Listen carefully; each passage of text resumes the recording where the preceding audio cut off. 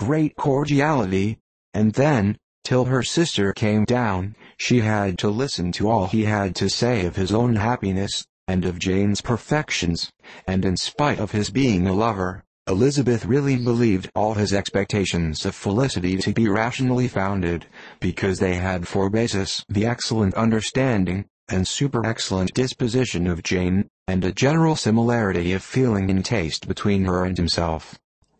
It was an evening of no common delight to them all. The satisfaction of Miss Bennet's mind gave a glow of such sweet animation to her face, as made her look handsomer than ever. Kitty simpered and smiled, and hoped her turn was coming soon. Mrs. Bennet could not give her consent or speak her approbation in terms warm enough to satisfy her feelings, though she talked to Bingley of nothing else for half an hour, and when Mr. Bennet joined them at supper, his voice and manner plainly showed how really happy he was.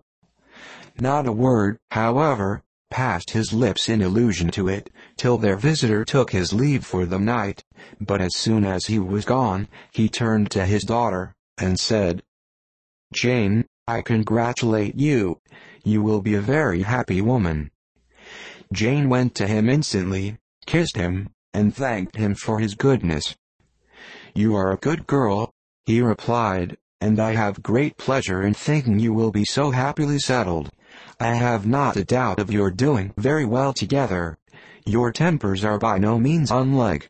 You are each of you so complying, that nothing will ever be resolved on, so easy, that every servant will cheat you, and so generous, that you will always exceed your income." "I hope not so. Imprudence or thoughtlessness in money matters would be unpardonable in me." "Exceed their income, my dear Mr. Bennet," cried his wife, "what are you talking of? Why, he has 4,000 or 5,000 a year, and very likely more." Then addressing her daughter, "Oh, my dear, dear Jane, I am so happy. I am sure I shan't get a wink of sleep all night. I knew how it would be, I always said it must be so, at last. I was sure you could not be so beautiful for nothing. I remember, as soon as ever I saw him, when he first came into Hertfordshire last year, I thought how likely it was that you should come together. Oh, he is the handsomest young man that ever was seen." Wickham, Lydia, were all forgotten. Jane was beyond competition her favored child. At that moment, she cared for no other. Her younger sisters soon began to make interest with her for objects of happiness which she might in future be able to dispense. Mary petitioned for the use of the library at Netherfield, and Kitty begged very hard for a few balls there every winter. Bingley, from this time, was of course a daily visitor at Longbourn, coming frequently before breakfast, and always remaining till after supper, unless when some barbarous neighbor, who could not be enough detested, had given him an invitation to dinner which he thought himself obliged to accept.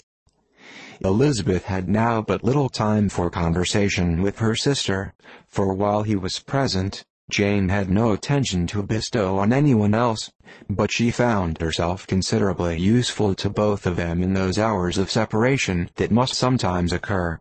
In the absence of Jane, he always attached himself to Elizabeth, for the pleasure of talking of her, and when Bingley was gone, Jane constantly sought the same means of relief.